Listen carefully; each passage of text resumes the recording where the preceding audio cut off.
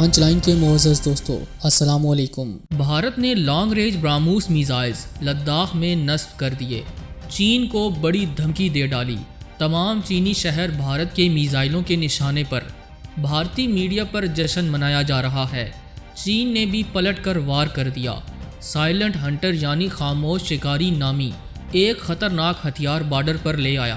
یہی نہیں، چین کا تباہ کن ٹینک PLZ-52 بھی بھارتی سرحد پر ان ایکشن ہے، یعنی دونوں جانب سے مکمل تیاری کی جا چکی ہے، مگر چین کی وارننگز اور جنگی ہتھیاروں نے بھارتی حکومت اور فوج کو پریشان کر رکھا ہے۔ مستقبل میں کیا کچھ ہو سکتا ہے، آج ہم اسی پر بات کریں گے۔ چین اور بھارت کے درمیان جاری سرد جنگ کی تازہ ترین تفصیلات جاننے سے قبل تاہم نئے شامل ہونے والے دوستوں سے التماس ہے کہ پانچ لائن کو سبسکرائب کر کے بیل نوٹیفیکیشن بھی آن کر لیں تاکہ آپ تک خطے کی اہم اور تازہ صورتحال بر وقت پہنچ سکے۔ تو آئیے چلتے ہیں موضوع کے اصل حصے کی جانب۔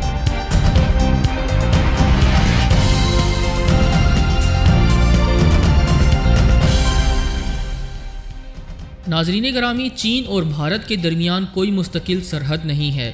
یہی وجہ ہے کہ دونوں ممالک میں اکثر کسی نہ کسی محاذ پر کشیدگی جاری رہتی ہے۔ دونوں ممالک کو تقسیم کرنے والی سرحد کو لائن آف ایکچوئل کنٹرول کا نام دیا گیا ہے۔ LAC بھارت اور چین کے مابین 1962 کی جنگ کے بعد سے غیر رسمی سیز فائر تصور کی جاتی ہے۔ دونوں اسے مانتے بھی ہیں لیکن انکار بھی کرتے ہیں۔ یہ سرحد دہائیوں سے وجہ تنازع رہی ہے۔ اس سال اپریل سے دونوں ملکوں کی فوجیں اس سرحد پر الرٹ ہیں۔ اس دوران دونوں ممالک کے درمیان جون میں ایک دستی لڑائی بھی ہو چکی ہے جس میں دونوں طرف جانی نقصان کی اطلاعات ملتی ہیں۔ انڈیا کے ایک کرنل سمیت 20 فوجیوں کی ہلاکت نے دونوں ممالک کے باہمی تعلقات کو کئی ماہ سے خراب کر رکھا ہے۔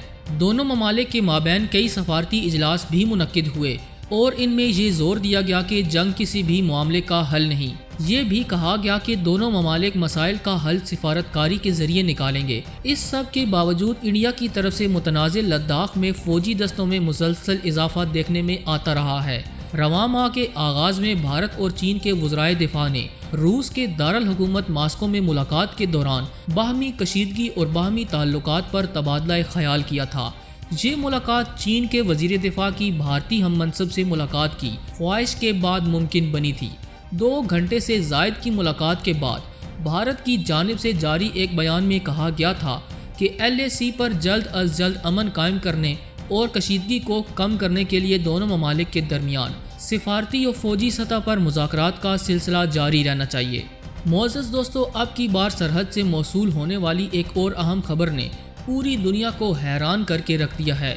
تازہ ترین اطلاعات کے مطابق لداخ بارڈر پر چین سے کشیدگی میں شدت کے بعد بھارت نے لانگ رینج براموس میزائلز لداخ میں نصب کرنا شروع کر دیے ہیں۔ غیر ملکی خبر رساں ادارے کے مطابق بھارت نے 450 کلومیٹر رینج والے میزائلز برہموس کا کامیاب تجربہ کرنے کے بعد میزائل لداخ بارڈر پر منتقل کرنا شروع کر دیے ہیں۔ رپورٹ کے مطابق بھارت نے 800 کلومیٹر کی رینج رکھنے والے نربے کروز میزائل بھی لداخ میں نصب کر دیے ہیں۔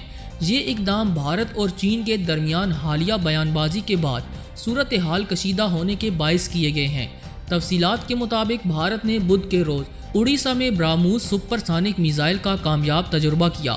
براموس سپر سانک میزائل بھارت نے خود تیار کیا ہے اور اسے مستقبل کا اہم ہتھیار قرار دیا جا رہا ہے۔ بھارتی ڈیفنس ریسرچ ادارے کے مطابق میزائل کے تجربے میں Defence Research and Development Organisation کا پروجیکٹ BJ-10 استعمال کیا گیا ہے۔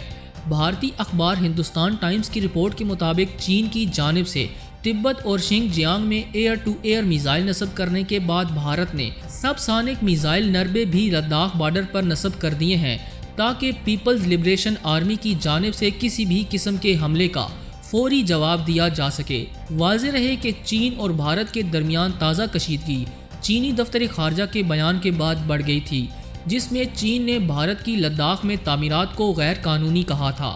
اس کے جواب میں بھارت نے چین کے ساتھ ملحقہ سرحد لائن آف ایکچوئل کنٹرول یعنی LAC کو تسلیم کرنے سے انکار کر دیا تھا۔ معزز دوستو، دوسری جانب چین بھی مکمل الرٹ ہے۔ چین کی جنگی صلاحیتوں اور ہتھیاروں سے امریکہ بھی خوف کھاتا ہے اور لداخ میں پیدا ہونے والی صورتحال کے بعد چین نے بڑی تیزی سے بھاری اسلحہ لداخ منتقل کیا ہے۔